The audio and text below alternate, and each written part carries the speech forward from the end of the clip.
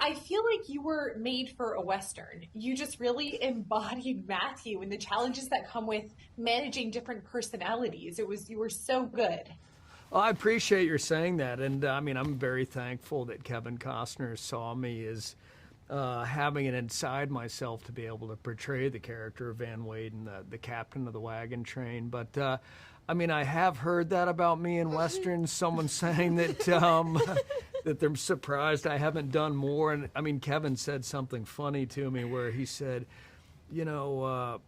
A lot of people in westerns, they talk too fast, like, but you really do a good job with the dialogue. And I've always ever heard in a movie, could you do that just a little faster? So it was very rare for me to be told I'm talking at the right speed in a movie. So maybe this is my genre. In between scenes, you could definitely find you like enjoying the vistas, walking around. I really felt like you got a dog. I mean, you were really in your element out there. I did. I adopted a dog in Moab. Bird. Yes, I was with her this morning. Another thing I love about this movie is how it elevates the importance of women. And we don't see women and their stories really elevated in a lot of Westerns. So, Ella, I want to start with you because your character is so interesting to me. Talk about how she reflects the reality that women faced at this time and how important they really were to this time period of history. It's a great question. Thank you. I was really drawn to this project because of the distinctiveness of all of the women across these films. I feel like over the last 25 years, Kevin has been collecting these unsung stories and these unsung voices, and I was really excited to play this woman who is so at odds with her environment and is so much a product of her upbringing. Like, she has very specific views, like values and ideas of morality and correct behavior, and she's so naive about the challenges and dangers of her journey.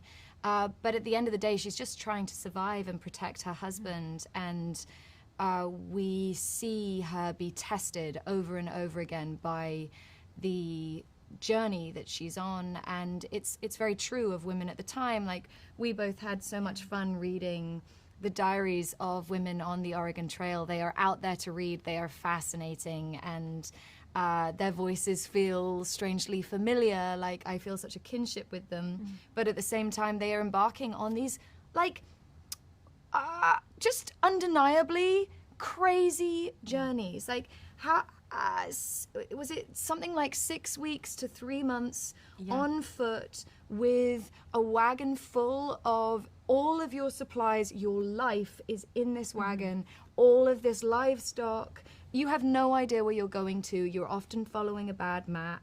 You have children, like women were giving birth on the trail. Like, these journeys they embarked on were extraordinary. Well, and Isabel, Diamond is sort of on the opposite end of that.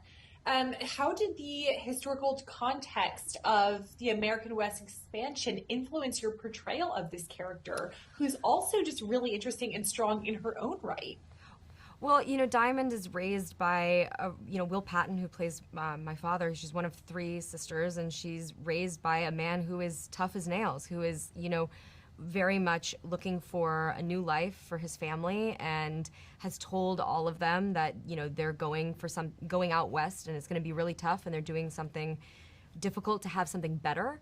And I feel like Diamond is the more rebellious of her sisters. She's definitely a little bit more, sees everything and definitely absorbs everything like a sponge, and has really kind of grown up feeling like the only way to make her father proud is to be one of the guys, to be on the trail and chip in and do her part. And it's really through meeting Juliet that she starts to realize that there might be something missing from her life and growing up with just a father, and that she starts to witness how femininity and being a woman at that time is something that is very threatening and can be abused sometimes, but can also be a tool when wielded. And that is really what I'm, really looking forward for people to see, is how Diamond really starts to embrace her femininity and and really use it as a very sharp tool to get what she wants. And that, I think, was something that I found in those diaries as well, is just that everyone was looking for different tools to survive at that time, and to be able to really be so intimate with this character and play that out has been such a fun thing to toy with throughout movie 2 and 3. Luke, the series really stands on its own in the grand scheme of Westerns. It's really just so beautiful. It's so powerful. What do you hope it contributes to the legacy of American Westerns as a whole? Well, that's an interesting question, because I know that Kevin Costner is very conscious of the legacy of Westerns, and I think it'll be a really interesting part of the legacy, because, you know, the fact that it's 4 parts, the fact that Kevin really takes his time setting up in the first film kind of what's going to happen in chapters 2, 3, and 4. But, you know, for me, I was primarily loved the Westerns of the 70s and 80s. Those are kind of the ones I grew up seeing on TV, so that's what I grew to love. But I know that, you know, there's the whole John Ford era, you know, The Searchers and High Noon and She Wore a Yellow Ribbon and all these great Westerns. And, you know, Kevin, you know, comes right out of that as an actor, where, you know, from Gary Cooper to Henry Fonda to Jimmy Stewart, and then, you know, it's Clint Eastwood, and then it's Kevin. So Kevin's he's very firmly entrenched in that legacy, and I think we're lucky enough to hopefully get brought along with them in terms of the legacy. Well, thank you all so much. It was so nice to meet you. Thank you. Nice to meet you. Take it easy.